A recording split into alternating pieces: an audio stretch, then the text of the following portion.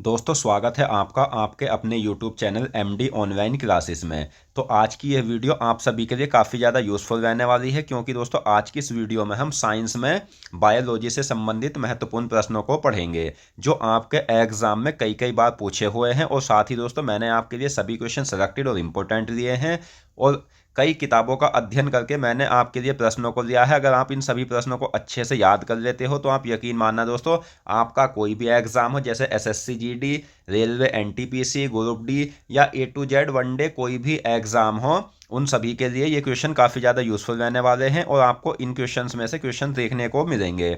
और अगर आप इन क्वेश्चंस में से पहले से जितने भी क्वेश्चंस का आंसर जानते हैं वो हमें कमेंट बॉक्स में बताएं, और आपको 100% इस वीडियो में नए क्वेश्चन भी देखने को मिलेंगे। आपका रिवीजन हो जाएगा, टेस्ट हो जाएगा। तो चलिए शुरू करते हैं। तो हमारा जो फर्स्ट क्वेश्चन है वो है, कोशिका का पावर हाउस किसे कहा जाता है? तो सभी जीवधारी की संरचनात्मक और कार्यात्मक इकाई जो होती है दोस्तों वो कोशिका ही होती है। और कोशिका का पावर हाउस जो कहा जाता है वो कहा जाता है माइटोकॉन्ड्रिया को। माइटोकॉन्ड्रिया को कोशिका का पावर हाउस कहा जाता है। और माइटोकॉन्ड्रिया की जो खोज की थी वो 1890 में अल्टमैन ने की थी, यह भी आपको याद रखना है। अगला क्वेश्चन है, आरबीसी का कब्रिस्तान किसे कहा जाता है, या आरबीसी का कब्रगाह किसे कहा जाता है? तो ये किसे कहा जाता है? तो ये कहा जाता है प्लीहा को। आरबीसी का कब्रगाह प्लीहा को कहा जाता है। और क्यों कहा जाता है? क्योंकि आरबीसी का जो निर्माण होता है दोस्तों वो अस्थि मज्जा में होता है। आरबीसी का जीवन काल 120 दिन का होता है और इनकी जो मृत्यु होती है, यानी आरबीसी की मृत्यु, वो होती है प्लीहा में। तो इसी कारण आरबीसी का कब्रगाह प्लीहा को कहा गया है। नेक्स्ट, मानव शरीर का कौन सा अंग मूत्र का छनन करता है? तो मानव शरीर का वह अंग कौन सा है जो मूत्र का छनन करता है?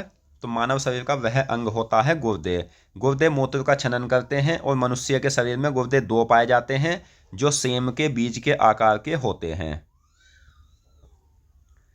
नेक्स्ट है, स्वस्थ मनुष्य में कितना रक्त होता है? तो दोस्तों स्वस्थ मनुष्य में अगर हम रक्त की बात करें तो कितना रक्त पाया जाता है? तो स्वस्थ मनुष्य में 5 से 6 लीटर रक्त पाया जाता है। और रक्त जो होता है वो क्षारीय विलयन होता है जिसका पीएच मान 7.4 होता है। अगला क्वेश्चन है, मूत्र का पीला रंग किसके कारण होता है? तो मूत्र का जो पीला रंग होता है दोस्तों ये किसके कारण होता है? तो ये होता है यूरोक्रोम के द्वारा। मूत्र का पीला रंग यूरोक्रोम के द्वारा होता है, तो ऑप्शन बी सही आंसर है। दोस्तों जो मैं आपको एक क्वेश्चन सीरीज करा रहा हूं, अगर आप मेरे द्वारा पढ़ाए हुए सभी क्लासों को क्रम से अटेंड करते हो तो आप यकीन मानना आपका कोई क्वेश्चन एग्जाम में छूटेगा नहीं, ना ही आपको कोई किताब भी लेने की आवश्यकता होगी। और जो हार्ड से हार्ड क्वेश्चन है वो मैंने बहुत सरल तरीके से बनाकर अपनी वीडियो में रखे हैं ताकि आप एग्जाम में डायरेक्ट आंसर लगा सको। तो अगला क्वेश्चन है, आधुनिक आनुवांशिक विज्ञान का जनक कौन कहलाते हैं? तो आधुनिक आनुवांशिक विज्ञान के जो जनक कहलाते हैं ये कहलाते हैं मेंडल। मेंडल आधुनिक आनुवांशिक विज्ञान के जनक कहलाते हैं। अगला क्वेश्चन है, श्वसन स्तनधारी में श्वसन किसके द्वारा होता है? तो स्तनधारियों में जो श्वसन होता है ये किसके द्वारा होता है? तो ये होता है फेफड़ों यानी फुफ्फस के द्वारा। स्तनधारियों में श्वसन फेफड़ों के द्वारा होता है। नेक्स्ट है, हृदय में कितने कक्ष होते हैं? तो हृदय में अगर हम कक्षों की बात करें तो हृदय में 4 कक्ष होते हैं। ऑप्शन डी सही आंसर है। हृदय में 4 कक्ष होते हैं। ये क्वेश्चन एग्जाम में कई बार पूछा हुआ है। अगला क्वेश्चन है, भोजन का पाचन कहाँ से प्रारंभ होता है? तो दोस्तों भोजन का जो पाचन प्रारंभ होता है वो कहाँ से प्रारंभ होता है? तो वो मुख से होता है। ऑप्शन बी सही आंसर है। भोजन का पाचन मुख से प्रारंभ होता है। नेक्स्ट, प्लाज्मा झिल्ली किसकी बनी होती है? तो प्लाज्मा झिल्ली जो बनी होती है ये बनी होती है प्रोटीन और लिपिड की। प्लाज्मा झिल्ली प्रोटीन और लिपिड की बनी होती है।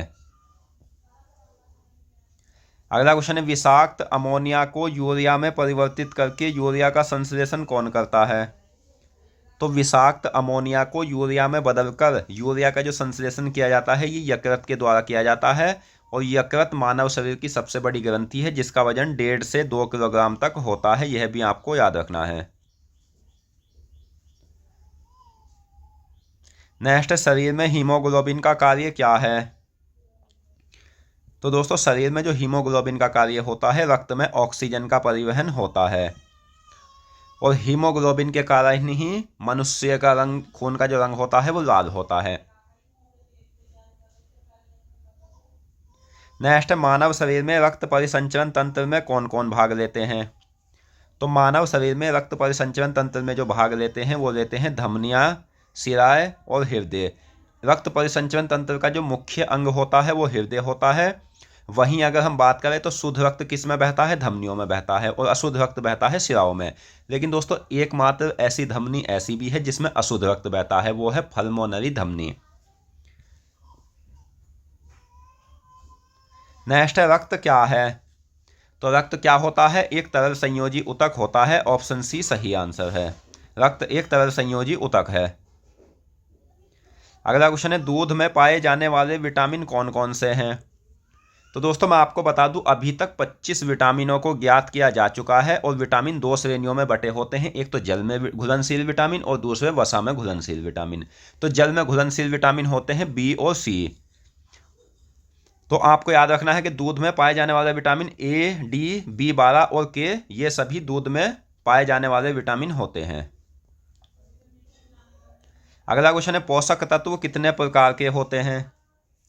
तो पोषक तत्व जो होते हैं ये 7 प्रकार के होते हैं। कौन कौन से? कार्बोहाइड्रेट, प्रोटीन, लिपिड, विटामिन, जल, खनिज लवण और न्यूक्लिक अम्ल, ये सभी पोषक तत्व पाए जाते हैं मानव शरीर में।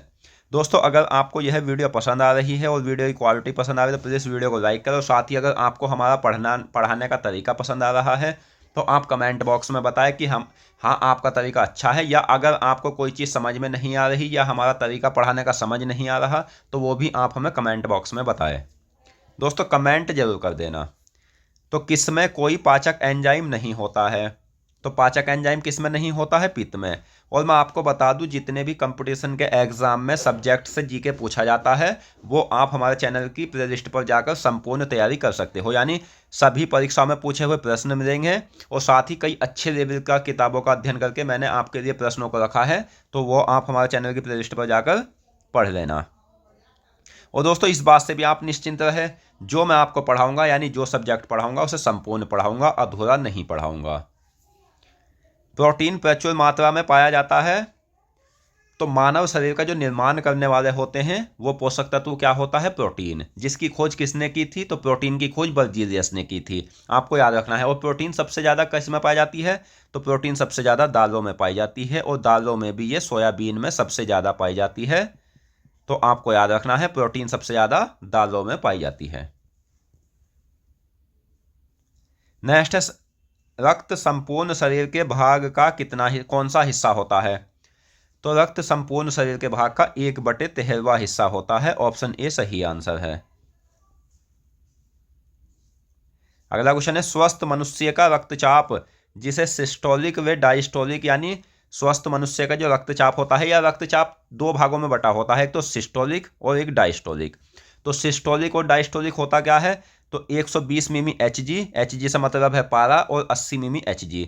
तो स्वस्थ मनुष्य का सिस्टोलिक तो होता है रक्तदाब 120 मिमी Hg, और डायस्टोलिक होता है 80 मिमी Hg। नेक्स्ट, मानव मूत्र का पीएच मान कितना होता है? तो मानव मूत्र का जो पीएच मान होता है दोस्तों वो होता है 6। और मानव मूत्र जो होता है वो अम्लीय होता है, यह भी आपको याद रखना है। और ये अम्लीय क्यों होता है तो मैं आपको बता देता हूँ। पीएच मान जो 7 होगा वो होगा दोस्तों उदासीन, तो जल इसी कारण उदासीन विलयन है। 7 से ऊपर जो होगा वो होगा क्षारीय, इसी कारण खून जो है वो क्षारीय विलयन है। और 7 से कम जो होगा वो अम्लीय होगा, तो इसीलिए मानव मूत्र का जो पीएच मान होता है वो 6 होता है, और मानव मूत्र अम्लीय होता है। अगला क्वेश्चन है, विटामिन डी जंतुओं में कितने रूपों में पाया जाता है? तो विटामिन डी जो पाया जाता है वो जंतुओं में 2 रूपों में पाया जाता है। और विटामिन डी होता क्या है? विटामिन डी सूर्य से प्राप्त होने वाला विटामिन है, इसे हार्मोन विटामिन भी कहा जाता है।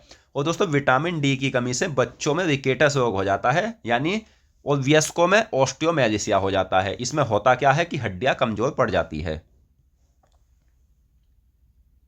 अगला क्वेश्चन है, विटामिन डी जंतुओं में किन रूपों में पाया जाता है? यानी विटामिन डी जो पाया जाता है जंतुओं में 2 रूपों में, ये किन किन रूपों में पाया जाता है? तो एक तो पाया जाता है कैल्सिफेरॉल, और दूसरा पाया जाता है अर्गी कैल्सिफेरॉल के रूप में। अगला क्वेश्चन है अमोनिया को यूरिया में कौन बदलता है? तो अमोनिया को जो यूरिया में बदला जाता है वो बदला जाता है दोस्तों यकृत के द्वारा। और मैं आपको बता दूं मूत्राशय के पास जो गंध आती है वो किस गैस की गंध आती है? तो अमोनिया की ही आती है, यह आपको याद रखना है। अमोनिया का सूत्र NH3 होता है। और अमोनिया की खोज जो की थी वो किस वैज्ञानिक ने की थी? तो प्रिस्टले ने की थी। अगला क्वेश्चन है अतिरिक्त प्रोटीन को यूरिक अम्ल में कौन बदलता है? तो अतिरिक्त प्रोटीन को यूरिक अम्ल में जो बदला जाता है वो यकृत के द्वारा बदला जाता है। ऑप्शन ए सही आंसर है।